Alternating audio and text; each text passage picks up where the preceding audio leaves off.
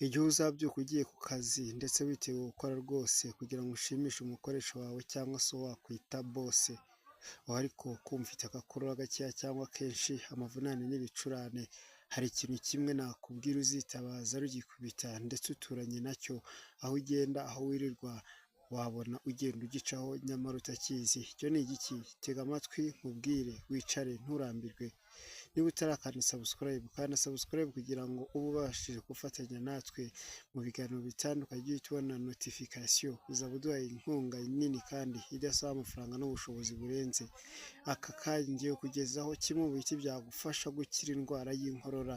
Icyo giti ni igiti wirirwana nacyo unyuraho ndetse kiragufasha mu buryo bwose utazi, ariko ubwinshi urabuzi: mu guteka, mu guca inkoni, mu kuragira ndetse no kubaka. Iki giti uragikoresha ndetse no ku biraro aho uca upakiye ibyawe ndetse utwaje abandi, icyo giti ugicaho. Ese urakizi? Inturusu. Ariko si ubwoko bwose bw'izo nturusu, ndaguhitiramo ubwoko bumwe gusa: ruvuvu. Ese iyo nkubwiye urayizi? Tega amatwi wicare utere agatebe akanya gatoya maze nkuganirize nkubwire uko wayikoresha n'uburyo wakivana mu kibazo cy'inkorora. Igihe waba uramutse urwaye udafite umwanya wo kujya kwa muganga kugira ngo cyakora uzanywe umuti mwiza wandikiwe na dogiteri, ni uko wamenya ko ibitaro bitaratera imbere rwose twivuraga kandi tugakira. Ba sogokuruza ndetse n'abandi bose baratuvuraga twifashishije ibimera, cyane ko ari byo bya mbere n'iyo miti ukoresha ikurwamo. Njye ndaje nkubwire rero kugira ngo utazasiragira wirirwe mu nzira cyangwa se uce imirimo yawe kandi wicaranye n'umuti rutura. Ese aya mashusho uri kureba uruhande rwanjye, ndavuga iyi foto, wayibonye? Icyo ni igiti cyiza cyane ndetse kidufasha muri byinshi, yaba ibyo turya, umwuka duhumeka ndetse n'ibindi.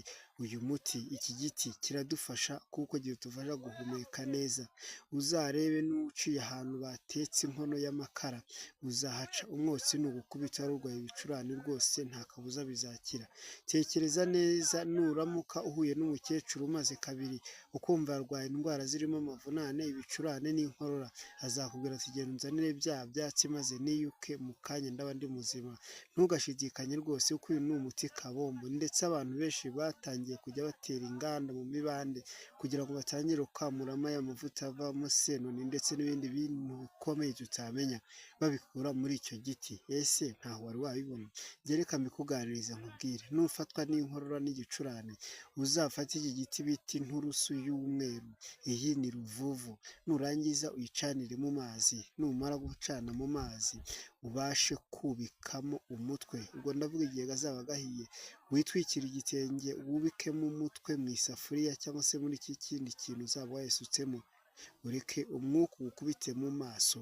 Ako kanya uzaba ukoze umuti w'umwimerere kandi umuti utazigera ukugiraho ingaruka habe na gatoya. Uzakira inkorora, uzakira ibicurane ndetse abenshi barayifata bakayihekenya, ariko kuko bikarishye koresha ubwo buryo.